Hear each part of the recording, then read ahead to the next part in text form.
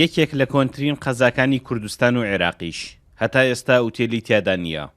ئەمە ئێستا بووەتە داخوازی خەڵکەکەی و چاوەڕێن حکوومەت یان وەبەرهێنێک ئەو بۆشاییە بۆ قەزای کفری پڕ بکاتەوە.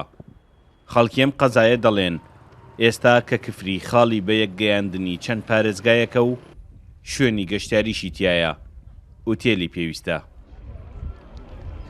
کفری مادام خەڵ ڕوویتیەکە و شوێنێکی گەشتیاریشە لە هەموو لایەکەوە خەڵ ڕوویتیەکە جێی خۆیەتی ئوتێلێکی تیا بکرێتەوە پێشتریش ئوتێلی تیا بووە و کفری شاری وەزگیران بووە لە سەردەمی پاشایەتیدا.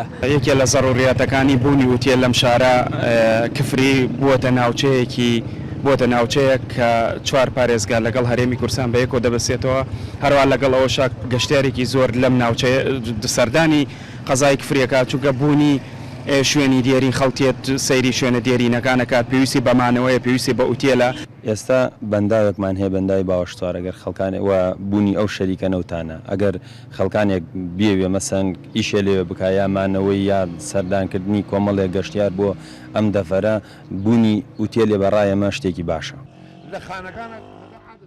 کەسایەتیەکانی کفری و سەرچاوە مێژوویەکانیش دەڵێن پێش ساڵانێک کە کفری تاکە شاری ئاوەدانی ناوچەکە بووە جگە لە دەیان خان کە شوێنی مانەوەی کاروان سەرا بازرگانیەکان بووە ئوتێلیشی تیادا هەبوو.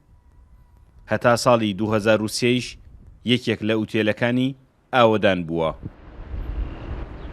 لە سەردەمی تازەی شاد کفری یەک ئوتێلی تیا بوو، ئوتێل نەجیب حاجڕۆ بوو، ئەوانەی وا تیای ئەمانەوە بەحکم کۆمەڵایەتی خەڵک شارەکە عێلاقاتیان نەبوو لەگەڵ خەڵک هاتن ناو ماڵەکانی کفریە ئەخەوتن بێژینەوانی وەکو قۆناغ بوون، بەڵام ئەوانەی کە موەزەف بوون و موچەخۆر بوون و لە شارەکانی تری عێراقەوە هاتن لێ ئەمانەوە.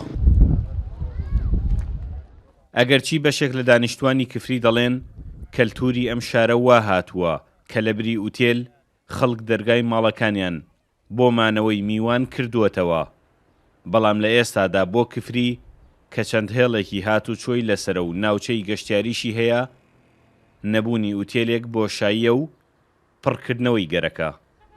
سامان کەریم، کورتسات نیوز، کفری.